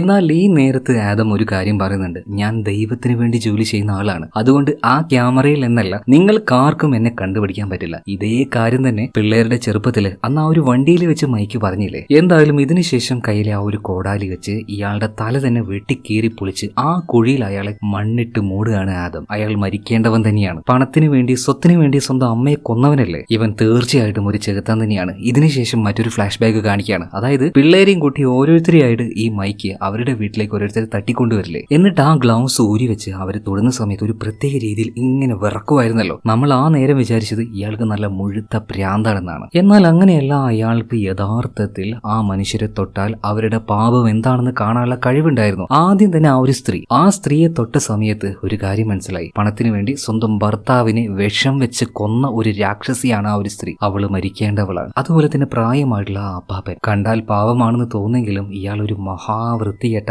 ഒരു എന്താ പറയാ, കുട്ടികളോട് മാത്രം കാമം തോന്നുന്ന ഒരു വൃത്തികെട്ട മനുഷ്യനായിരുന്നു. കുറച്ച് ചെറിയ പെൺകുട്ടികളെ കൊണ്ടുപോയി റേപ്പ് ചെയ്ത് കൊന്നവനാണ് ഈ ഒരു തന്ത. അതുകൊണ്ടാണ് ഈ ഒരു തന്തയെ തൊട്ട സമയത്ത് വല്ലാണ്ട് വിറയിലിറങ്ങി ഭയങ്കര ദേഷ്യത്തോട് കൂടിയിട്ട് കോടാലി കൊണ്ട് മൈക്ക് അയാളെ വെട്ടിമുറിച്ചത്. അതായത് അന്ന് മൈക്ക് കൊന്ന ഓരോ ആൾക്കാരും വളരെയധികം പാപം ചെയ്ത ഡീമൻസ്, ചെകുത്താന്മാർ, പിശാചുകൾ തന്നെയായിരുന്നു. കഥയിൽ ഒരു പ്രധാന ട്വിസ്റ്റും ഇത് തന്നെയാണ്. എന്നാൽ ഇതുകൊണ്ടും ഇത് തീർന്നു എന്ന് നിങ്ങൾ വിചാരിക്കേണ്ട. ഇപ്പൊ തന്നെ ഒരു 4-5 ട്വിസ്റ്റുകളായില്ലേ, ഇനിയുണ്ട് വേറെ ട്വിസ്റ്റുകൾ. ഇപ്പൊ ആ ഒരു ഫ്ലാഷ് ബാക്ക് കഴിഞ്ഞ് പ്രസന്റിലേക്ക് വരികയാണ്. അതായത് ആ രാത്രി FBI ഓഫീസറായിട്ടുള്ള വെസ്ലിയെ ആദം കൊന്ന് അവിടെ കുഴിച്ചു മൂടിയല്ലോ. എന്നാൽ ഇതിനുശേഷം ഇനി എന്താണ് അവൻ ചെയ്യാൻ പോകുന്നത് അത് നമുക്കറിയില്ലല്ലോ. എന്തായാലും മുന്നോട്ടേക്ക് പോയി തന്നെ മനസ്സിലാക്കാം. അതായത് പിറ്റേ ദിവസം രാവിലെ ആയപ്പോൾ ഇവരുടെ ആ ഒരു ഓഫീസിലെ, അതായത് FBI ഓഫീസിലെ വെസ്ലിയെ കാണാനില്ല. കുറെ ആൾക്കാർ കോണ്ടാക്ട് ചെയ്തു, എവിടെ, യാതൊരു വിവരമില്ല. ഇന്നലെ രാത്രി ഗോഡ് ഹാൻഡ് കില്ലർ, ഇയാളെ കുറിച്ച് അറിയാം എന്ന് പറഞ്ഞ് അതിനെക്കുറിച്ച് അന്വേഷിക്കാൻ വേണ്ടി രാത്രി ഇവിടുന്ന് ഇറങ്ങിപ്പോയ ആളാണ്. ഇതുവരെയായിട്ട് വന്നിട്ടില്ല. ആ നേരത്തെ ഈ ഓഫീസിലെ റിസപ്ഷനിലെ ഒരു പയ്യനുണ്ടായിരുന്നു. അവനാണ് ശരിക്കും ആ വന്ന ആളുടെ പേര് ഇവിടെ എഴുതി വെച്ചത്, അയാളോട് സംസാരിച്ചത്, അയാൾക്ക് കൈ കൊടുത്തത്. എന്നിട്ടും അയാളുടെ മുഖം എനിക്ക് ഓർത്തെടുക്കാൻ പറ്റുന്നില്ല എന്ന് ഇയാൾ പറയാണ്. അതായത് ഓഫീസിൽ രാത്രി ഉണ്ടായിരുന്ന ആ ഒരു ചെറുപ്പക്കാരൻ, പക്ഷെ പേര് ഇവിടെ എഴുതി വെച്ചിട്ടുണ്ട്, അലൻ. അതുപോലെ തന്നെ ഇവർ CCTV പരിശോധിച്ച് നോക്കുമ്പോൾ ഇന്നലെ രാത്രി വന്ന ആ ആളുടെ മുഖം വ്യക്തമായിട്ട് തിരിയുന്നില്ല, ഭയങ്കരമായിട്ട് ബ്ലറിങ്, ഒന്നും തിരിയുന്നില്ല. എന്നാൽ പോലീസുകാർക്ക് തേടി പോകാൻ പറ്റുന്ന ഒരു കാര്യമുണ്ട്. അതായത് ഇന്നലെ രാത്രി ആ ആള് വന്നപ്പോൾ അയാളുടെ പേര് ഇവിടെ പറഞ്ഞു വെച്ചായിരുന്നു അലൻ. സോ അയാളുടെ ആ ഒരു പേരും അഡ്രസ്സും വെച്ച് പോലീസുകാർ തപ്പി പിടിച്ച് നേരെ അയാളുടെ വീട്ടിലേക്ക് ചെല്ലുകയാണ്. അതായത് ശരിക്കുള്ള ആദത്തിന്റെ ചേട്ടനായിട്ടുള്ള അലന്റെ വീട്ടിലേക്ക്. അലൻ വളർന്ന സമയത്ത് ഒരു സൈക്കോയായി മാറി എന്ന് പറയുന്നില്ലേ. ഓരോ ആൾക്കാരെയും കൊന്ന് ഈ വീടിന് താഴെ തന്നെയാണ് അവൻ കുഴിച്ചു മൂടിയിരിക്കുന്നത്. ആ ആളുകളെ കൊല്ലാനായിട്ട് പ്ലാനുകളും ഉണ്ടാക്കി അവനവിടെ വെച്ചിട്ടുണ്ട്. ഇതെല്ലാം അവിടെ വെച്ച് പോലീസുകാർക്ക് കിട്ടുകയാണ്. സോ ഇവരെല്ലാവരും തേടിക്കൊണ്ടിരിക്കുന്ന ആ ഒരു psycho serial killer, God hand killer, അത് മറ്റാരുമല്ല ഇതേ അലൻ തന്നെയാണെന്ന് ഇവർക്ക് മനസ്സിലായി. അതുപോലെ തന്നെ അവിടെ എഴുതി വെച്ച ആ ഒരു ലിസ്റ്റിൽ ഏറ്റവും അവസാനത്തെ പേര് FBI ഏജന്റ് ആയിട്ടുള്ള വെസ്ലിയുടെ പേരായിരുന്നു. എന്നാൽ ആ പേര് അവിടെ എഴുതി വെച്ചിട്ടുണ്ടാവുക ആരായിരിക്കും? ആദം തന്നെയായിരിക്കും. കാരണം ഈ കേസിലെ കുറ്റവാളി അല്ലെങ്കിൽ ആ ഒരു സീരിയൽ കില്ലർ ഇവനാണെന്ന് പോലീസുകാർക്ക് മനസ്സിലാകാൻ വേണ്ടി. അതുപോലെ ആ വീടിനടിയിൽ വെച്ച് ഒരുപാട് ഡെഡ് ബോഡികൾ പോലീസുകാർ കണ്ടുപിടിക്കുകയാണ്. പക്ഷേ ഒരു കാര്യം മാത്രം പോലീസുകാർക്ക് കണ്ടുപിടിക്കാൻ പറ്റുന്നില്ല. കൊലയാളിയായിട്ടുള്ള അലനെ എങ്ങനെ പോലീസുകാർക്ക് കിട്ടാനാ? അവനെ നേരത്തെ തന്നെ ആദം കൊന്ന് റോസ് ഗാർഡിൽ കൊണ്ടുപോയി കുഴിച്ചു മൂടിയല്ലോ. എന്തായാലും ഇതിനുശേഷം പോലീസുകാർ അലനെ കുറിച്ച് കൂടുതൽ അന്വേഷിക്കുമ്പോൾ അലന് ഒരു ബ്രദർ ഉണ്ട്. സോ ആ ബ്രദർ ആരാണ്? നമ്മുടെ ആദമാണ്. അപ്പൊ ആദ്യത്തിന് തേടിക്കൊണ്ട് മറ്റേ ആ ഒരു റിസപ്ഷനിൽ ഉണ്ടായിരുന്ന പോലീസുകാരുണ്ടല്ലോ, അയാൾ ഒരു സ്ഥലത്തേക്ക് വരികയാണ്. ആ സ്ഥലം ഏതാണെന്നോ? ഇന്നലെ രാത്രി ആദം പോലീസ് സ്റ്റേഷനിലേക്ക് ചെന്നിട്ട് കാര്യങ്ങളൊക്കെ പറഞ്ഞപ്പോൾ വെസ്ലി ഒരു പോലീസ് സ്റ്റേഷനിലേക്ക് വിളിച്ച് ചോദിച്ചില്ലേ ഇവൻ പറയുന്ന കാര്യങ്ങളൊക്കെ സത്യമാണോ എന്ന്. അപ്പൊ അത് സത്യമാണെന്ന രീതിയിൽ സ്റ്റേഷനിലുണ്ടായിരുന്ന ഒരു ലേഡി മറുപടി കൊടുത്തു. അപ്പൊ ആ ലേഡി ഇരിക്കുന്ന സ്റ്റേഷനിലേക്കാണ് ഇപ്പോൾ ഈ ഒരു ഓഫീസർ വന്നിരിക്കുന്നത്. അവിടെ എത്തിയ പാട് തന്നെ നിങ്ങളുടെ ഇൻസ്പെക്ടർ ഒന്ന് കാണണമെന്ന് പറയാണ്. ആ ഉള്ളിലുണ്ട്, ഇപ്പൊ വരുന്നു പറയാണ്. ഇതേ നേരം തന്നെ ഉള്ളിൽ നിന്നും ആ ഒരു ഓഫീസർ പുറത്തേക്ക് വരികയാണ്. ഇതാണ് അടുത്ത ട്വിസ്റ്റ്. അത് മറ്റാരുമല്ല, പോലീസ് ഓഫീസറായിട്ട് ആ നാട്ടിൽ ഉണ്ടായിരുന്ന ആള്, അത് ആദം തന്നെയാണ്. ഒന്നും അറിയാത്തതുപോലെ ആദം അങ്ങനെ നിൽക്കുകയാണ്. ഇപ്പൊ ഈ വന്ന ഓഫീസർ ഉണ്ടല്ലോ, അല്ല നിങ്ങളുടെ ബ്രദർ ആയിട്ടുള്ള ആളിനെ കുറിച്ച് എന്തെങ്കിലും വിവരം അറിയോ? ഒരു മർഡറുമായി ബന്ധപ്പെട്ട് ഞങ്ങൾക്ക് അവനെ അറസ്റ്റ് ചെയ്യണം. ഈ സമയത്ത് ആദം പറയുന്നത്, ചേട്ടനുമായിട്ട് എനിക്ക് യാതൊരു ബന്ധവുമില്ല. ചെറുപ്പത്തിൽ ഞാനും അവനും വേറെ ഓർഫനേജിലാണ് വളർന്നത്. സോ അവൻ എവിടെയാണെന്ന് പോലും എനിക്കറിയില്ല. പക്ഷെ അവനെ കുറിച്ച് എന്തെങ്കിലും വിവരം കിട്ടുകയാണെങ്കിൽ ഉറപ്പായിട്ടും ഞാൻ നിങ്ങളെ അറിയിക്കാന്ന് പറയണം. പിന്നീട് കൈ കൊടുത്ത് ആ ഒരു പോലീസുകാരൻ അവിടുന്ന് പോകാൻ നിൽക്കുമ്പോൾ ആദ്യം ആ പോലീസുകാരനെ നോക്കിയിട്ട് നിങ്ങൾ എന്തായാലും നല്ലൊരു മനുഷ്യനാണെന്ന് പറയാം. കാരണം ഒരാളെ തൊട്ട് കഴിഞ്ഞാൽ അയാൾ നല്ലതാണോ ചീത്തതാണോ എന്നറിയാനുള്ള ആ ഒരു കഴിവ് ആദത്തിനുണ്ട്. അവന്റെ അച്ഛനിലൂടെ കിട്ടിയ കഴിവാണിത്. അതുപോലെ തന്നെ ഈ പോലീസുകാരൻ നമ്മുടെ ആദത്തിനോട് ഇത്രയും നേരം സംസാരിച്ചിട്ടും ഇന്നലെ രാത്രി വന്ന ഈ ആദമാണെന്ന് ഇയാൾക്ക് മനസ്സിലാക്കാൻ കഴിയുന്നില്ല. ആ മുഖം ഒന്ന് ഓർത്തെടുക്കാൻ പോലും കഴിയുന്നില്ല. കാരണം എന്താണ്, ആദം പറഞ്ഞതുപോലെ അവൻ ജോലി ചെയ്യുന്നത് ദൈവത്തിന് വേണ്ടിയാണ്. അപ്പൊ ദൈവമായിട്ട് തന്നെ അവനെ പ്രൊട്ടക്ട് ചെയ്തു. പിന്നീട് ഈ ആദത്തിനോട് യാത്ര പറഞ്ഞുകൊണ്ട് അവിടുന്ന് ആ ഒരു പോലീസുകാരൻ പോവുകയാണ് കേട്ടോ. അതുപോലെ തന്നെ ആ നാട്ടിലുണ്ടായിരുന്ന ആ സ്റ്റേഷനിലെ ഓഫീസർ, അതായത് ആദത്തിന്റെ വൈഫ് തന്നെയാണ് അവിടെ ഉണ്ടായിരുന്ന ആ ഒരു ലേഡി കേട്ടോ. അവരിപ്പോ പ്രഗ്നന്റ് ആണ്. എന്തൊക്കെയായാലും നമ്മൾ ഈ ഒരു കഥയിൽ ഒരുപാട് ട്വിസ്റ്റുകൾ കണ്ടല്ലേ. നമ്മൾ ഒട്ടും പ്രതീക്ഷിക്കാത്തൊരു കാര്യം എന്താ വെച്ചാൽ ഇവരുടെ അച്ഛൻ, അതായത് മൈക്ക് ഒരു പ്രാന്തനായിരിക്കുമെന്നാണ്. പക്ഷെ അയാൾ പ്രാന്തനായിരുന്നില്ല. അതാണ് ശരിക്കുള്ള ട്വിസ്റ്റ്. ഒരിക്കലും പ്രതീക്ഷിക്കാത്ത ഒരു കാര്യം തന്നെയായിരുന്നു അത്. അപ്പൊ നിങ്ങളൊന്ന് ആലോചിച്ച് നോക്കിയേ, ഞാൻ തുടക്കത്തിൽ പറഞ്ഞതുപോലെ കഥയിൽ എത്ര അധികം ട്വിസ്റ്റുകളാണ് ഉള്ളത്. നല്ല അടിപൊളി കഥയല്ലേ, നല്ല രസമുണ്ടല്ലേ. എനിക്ക് ഭയങ്കരമായിട്ട് ഇഷ്ടപ്പെട്ടു. ഞാൻ ഒരിക്കലും പ്രതീക്ഷിക്കാത്തൊരു ക്ലൈമാക്സ് ആയിരുന്നു അത്. എന്തായാലും ചില ആളുകൾക്കെങ്കിലും കഥയുടെ അവസാനം ചെറിയ കൺഫ്യൂഷൻസ് വന്നിട്ടുണ്ടാവും എന്ന് ഞാൻ വിചാരിക്കുന്നുണ്ട്. സോ അങ്ങനെയുള്ള ആൾക്കാർ ഒന്നുകൂടെ ഒന്ന് റിപ്പീറ്റ് അടിച്ച് സൂക്ഷിച്ച് കേട്ട് നോക്കിയാൽ മനസ്സിലാകട്ടോ. എന്തായാലും ഇതുപോലെയുള്ള കഥകളുമായിട്ട് നാളെ നമുക്ക് വീണ്ടും കാണാം. Okay, by.